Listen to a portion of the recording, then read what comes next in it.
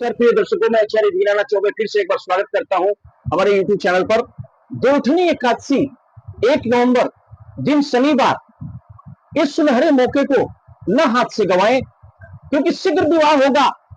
माता पिता या बच्चे जरूर करें यह शिव पुराण में वर्णित महा उपाय, जिसको शिव पुराण में वर्णित किया गया है कि जो भी जातक जातिकाएं जिनके विवाह में विलंब हो रही है, वे अगर कोई भी दिक्कत आ रही है, जल्द से जल्द इस उपाय को करेंगे, शीघ्र से शीघ्र रिजल्ट मिलेगा और बाबा विश्वनाथ, बाबा भोलेनाथ की कृपा होगी। शिव पुराण में वर्णित उपाय को जरूर करें और करते ही 100% इसका पक्का होगा। प्रिय दोस्तों, देवउठनी एकादशी जो 1 नवंबर दिन शनिवार को पड़ा है, इस सुनहरे मौके पर जरूर करें यह महा उपाय, शीघ्र विवाह होगा। माँ या बच्चे इस उपाय को करें। शिव पुराण में वर्णित उपाय है, जो महा उपाय 100% इसका पक्का होगा। मैंने इसलिए कहा क्योंकि भूमंडल पर ग्रह नक्षत्रों का ऐसा योग भ्रमण करते रहता है, क्योंकि माता या पिता कोई भी इस उपाय को कर सकता है। बच्चे बच्चियां भी कर सकते हैं, जिनके विवाह में बाधाएं आ रही हैं, वो भी इस उपाय को कर सकते हैं। क्योंकि शिव पुराण के अनुसार इस उपाय को जो भी जातक जातिकाएं अगर करते हैं, एकाग्र भाव से करते हैं, अंतः मन से, यानी मन से किया हुआ उपाय, भगवान भोलेनाथ ने कहा शिव पुराण में, इस उपाय को खुद अपने द्वारा अगर किया जाए, या माता पिता या माँ कर रही हैं, अधिकतर माँ ही करती हैं, क्योंकि घर में बच्चे दूर रहते हैं, पढ़ने लिखने चले जाते हैं, घर में तो होते नहीं हैं, वे व्यस्त रहते हैं, तो माताएं ही इस उपाय को करती हैं। तो माताएं भी इस उपाय को घर में रह के कर सकती हैं, बच्चों का नाम गोत्र लेके, या फिर लड़के लड़कियां अगर पास में हैं तो वो भी साथ में इस उपाय को कर सकते हैं। कोई भी इस उपाय को कर सकता है। और इसका सबसे बेस्ट जो टाइमिंग है, गोधूली जो समय होता है, सायंकाल के समय। ऐसे आप सुबह में भी इस उपाय को कर सकते हैं, लेकिन सुबह सुबह करें 12 बजे से पहले। सायंकाल में किया हुआ उपाय देवउठनी एकादशी जो 1 नवंबर दिन शनिवार को पड़ा है, बहुत ही बेस्ट रिजल्ट देने वाला है। सायंकाल को ही इस उपाय को करें। प्रिय बंधुओं, आप सायंकाल का जो समय होगा, क्योंकि सूर्यास्त से 40 मिनट पहले या सूर्यास्त के 40 मिनट बाद आपको करना क्या है, इस उपाय को 5 बजे, 6 बजे, 7 बजे, 8 बजे के पहले पहले कर लें, यानी सायंकाल शाम के समय करेंगे, गोधूली लग्न में करेंगे, तो इसका बेस्ट रिजल्ट मिलने वाला है। तो प्रिय बंधुओं, माता पिता भी कर सकते हैं, लड़के लड़कियां भी कर सकते हैं, क्योंकि बड़े से बड़े जो बंधन दोष होते हैं, कोई भी अड़चन आ रही है, बनती बनती बात बिगड़ जाती है, चाहे काल सर्प दोष हो, कुंडली में सप्तम भाव पीड़ित हो, या कोई पाप ग्रह आकर बैठ गया हो, आप प्रयास तो करते हैं लेकिन रिजल्ट आपको मन मुताबिक नहीं मिलता, तो आप हैरान हो जाते हैं और उम्र लगातार निकलती चली जाती है। बच्चे 25 के हो जाते हैं, 26, 27, 30, कभी कभी तो 40 और 45 वर्ष के भी हो जाते हैं। देखने में जबकि सुंदर हैं, पढ़े लिखे हैं, एजुकेटेड हैं, पैसा रुपया सब कुछ है, धन दौलत भी है आपके पास, लेकिन बच्चों का शीघ्र विवाह में बाधाएं आ रही हैं। तो प्रिय बंधुओं, आप चिंता न करें, आपके अनुरोध पर मैं ऐसा उपाय लेकर आया हूं जो लाखों लोगों पर आजमाया हुआ है, रिजल्ट ओरिएंटेड है, और इसको करने के बाद आज तक कोई खाली नहीं रहा। और शिव पुराण में वर्णित यह महा उपाय जिसने भी किया, इस उपाय को हूबहू वैसे ही करेंगे। आप शुरू से अंत तक बने रहे हमारे इस वीडियो में।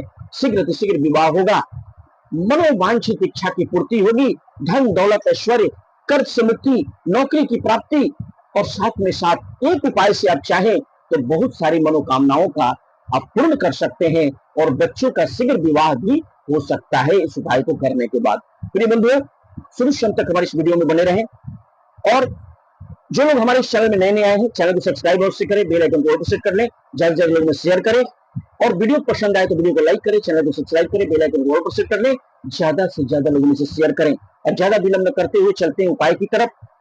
आपको सुबह सुबह 1 नवंबर दिन शनिवार के दिन सुबह सुबह स्नान ध्यान करके, निर्भीत होकर के, धुले हुए अच्छे वस्त्र, स्वच्छ वस्त्र पहन करके इस उपाय को करना है।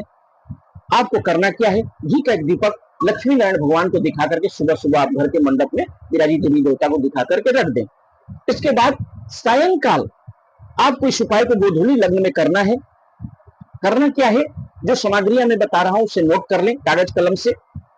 इसमें आपको करना क्या है, आपको शालिग्राम भगवान जो घर में होते हैं, जो लड्डू गोपाल होते हैं, क्योंकि ऐसा कहा गया है कि देवउठनी एकादशी पर भगवान विष्णु योग निद्रा से 4 महीने बाद जब जगते हैं तो सृष्टि का पालन करते हैं। तो जब उन जगते हैं तभी से विवाह के लग्न भी प्रारंभ हो जाते हैं और शुभ मुहूर्त प्रारंभ हो जाते हैं। और जितने भी शुभ काम हैं, भवन निर्माण, विवाह की इच्छा, विवाह के लग्न, घर की का निर्माण, सारे कार्य शुरू हो जाते हैं। बड़े से बड़े काम को अगर शुभ मुहूर्त में जो देखा गया है तो भगवान जब विष्णु योग निद्रा से जगते हैं 4 महीने बाद तो उसे देवउठनी एकादशी कहा जाता है। तभी वह शुभ मुहूर्त में उनके जगने के बाद ही कोई काम, शुभ विवाह का लग्न हुआ, चाहे घर निर्माण का लग्न हुआ, और अगर योग भी बनता है, विवाह का मुहूर्त भी बनता है, तो इसी इनके जगने के बाद ही देवउठनी एकादशी के बाद लग्न चालू हो जाता है, मांगलिक कार्य प्रारंभ हो जाते हैं, शादी विवाह होना घर घर में प्रारंभ हो जाता है। तो प्रिय बंधुओं, आपको करना क्या है, सुबह सुबह स्नान ध्यान से जागृत होकर के घी का दीपक जला करके घर में रख देना है और सायंकाल इस उपाय को करना है, सबसे ज्यादा कारगर होगा। आपको करना क्या है, सायंकाल को भी घी का दीपक दिखा करके लक्ष्मी नारायण भगवान को दिखा करके अपने पूजा के मंडप में रख दें। फिर एक दीपक तैयार करें, उस दीपक के जो आटे का दीपक होगा, याद रखें यह शिव पुराण का वर्णित उपाय है, खुद तैयार किया हुआ आटा, जिससे कि आपके जो ग्रह दोष है कुंडली के, खुद जब आप तैयार करेंगे या माता पिता बच्चों का नाम गोत्र लेकर के माता पिता भी तैयार कर देंगे तो बच्चों को फल मिलेगा। या फिर बच्चे जिनके विवाह में बाधा आ रही है, लड़के लड़कियों के विवाह में बाधा आ रही है, ग्रह दोष ज्यादा है कुंडली में, तो खुद अपने से एक दीपक तैयार करें, चौमुखी दीपक तैयार करें। क्योंकि चारों दिशाओं से जो योग बनते हैं वो चारों दिशाओं से किसी भी दिशा से आ सकता है। 4 दिशाएं से आने के लिए आपको क्या करना होगा, खुद आटे का दीपक आपको तैयार करना है, चौमुखी दीपक तैयार करना है और 2 बत्ती क्रॉस करके रखेंगे जिससे 4 साइड बन जाएगा, और यानी इसको चौमुखी दीपक कहते हैं। 4 साइड से आप इसको घी का दीपक तैयार कर लेना है, उसमें घी डाल देना है और थोड़ा सा कटोरी में थोड़ा सा हल्दी मिला करके चावल को रंग लेना है और थोड़ा सा चावल लेकर के घी का दीपक जो है, घी का दीपक प्रज्वलित करके उसमें चावल, थोड़ा सा हल्दी वाला चावल छींट देना है और दीपक को प्रज्वलित कर लेना है। करने के बाद आपको करना है, तुलसी के गमले के पास चला जाना है सायंकाल, माता पिता भी जा सकते हैं, लड़के लड़कियां भी जा सकते हैं, और मंडप तैयार करें। जो गन्ना होता है ना, 4 छोटा छोटा गन्ना का जो एक टुकड़ा कर लें और उसे मिट्टी में गाड़ के एक रंगा कपड़ा लपेट करके एक मंडप तैयार कर लें। जो तुलसी का गमला है उसी में जो मिट्टी होती है ना, उसी में लकड़ी को गाड़ करके एक मंडप तैयार कर देंगे। और जो बाजार से श्रृंगार का किट मिलता है उसमें ऐनक, बिंदी, सिंदूर और साथ ही साथ जो है चुनरी होता है, माता रानी की चूड़ी होती है। तो तुलसी विवाह भी उसी दिन संपन्न किया जाता है। तो घी का दीपक जो लेके गए हैं, पीला अक्षत डाल करके उसमें अपने हाथ में ले लें, लड़के लड़कियां या माता पिता बच्चे का नाम गोत्र लेकर के, अगर लड़के लड़कियां पास में हैं तो उनके हाथ में दे देंगे और माथे से स्पर्श या ध्यान कर लेंगे कि हमारे विवाह की जो बाधा आ रही है, बड़े से बड़े जो दोष हैं, पल भर में समाप्त हो जाए। ये तुलसी माता, आपका विवाह जैसे संपन्न, जो शालिग्राम भगवान जो आपके घर में है उनको भी ले जाना है या फोटो ले जाना है शालिग्राम भगवान का, उसी तुलसी के गमले के पास रख देना है। और मंडप तैयार कर लिया है अपने, और तुलसी माता को श्रृंगार का किट अर्पित करना है। घी का दीपक दिखा करके, वही चौमुखी दीपक दिखा करके आरती पूजा करके वहीं पर चौमुखी दीपक भी रख देना है। रखने के बाद आपको थोड़ा सा चावल तो आपने छीटी दिया है उसमें, और श्रृंगार की जो वस्तु है तुलसी माता को चढ़ा देना है और 7 गठबंधन करना है।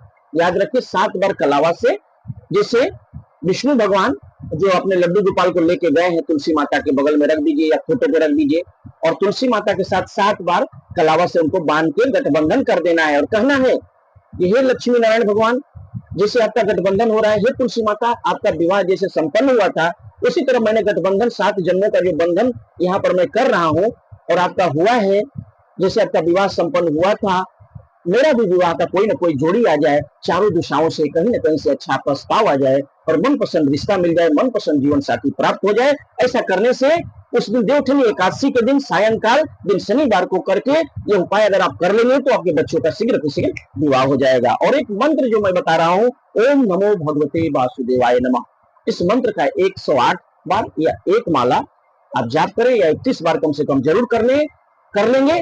तो मैं जानता हूं कि इस उपाय को करने के बाद आज तक कोई भी आदमी खाली नहीं गया है और उनके बच्चे बच्चियों का शीघ्र से शीघ्र विवाह हो गया है, उनका जल्द से जल्द विवाह हो जाता है। इस उपाय को करने के बाद जल्द से जल्द रिजल्ट मिलता है और कोई ना कोई प्रस्ताव, योग्य प्रस्ताव आ जाता है और बड़े से बड़े जो दोष होते हैं कुंडली को समाप्त हो जाते हैं, चाहे काल सर्प दोष हो, मांगलिक दोष हो या गुरु चंडाल दोष हो या बड़े से बड़े शनि राहु जनित दोष हो या ग्रहण दोष हो या किसी ने कुंडली को बांध दी हो, सब समाप्त हो जाएगा।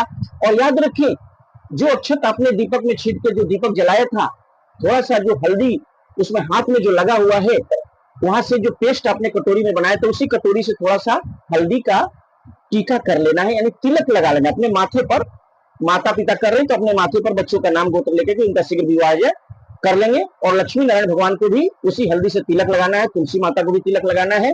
और लड़के लड़कियां स्वयं कर रहे हैं तो दीपक दिखा के जो अक्षत आपने पीला छीटा है, तो उससे हाथ में पीला हल्दी लगी जाता है, थोड़ा सा उस हल्दी को लेकर के या फिर कटोरी से हल्दी जहां से आपने रंग के चावल को रंगा था, थोड़ा तिलक लगा ले। ऐसा करने से आपका बृहस्पति बहुत मजबूत हो जाएगा और आपके रिश्ते जल्द से जल्द, बृहस्पति जब स्ट्रांग हो जाएंगे, भगवान श्रीमन नारायण की कृपा होगी और जल्द से जल्द विवाह हो जाएगा। प्रिय बंधुओं, वीडियो पसंद आए तो वीडियो को लाइक करें, चैनल को सब्सक्राइब करें, बेल आइकन को सेट कर लें, ज्यादा से ज्यादा लोगों में शेयर करें।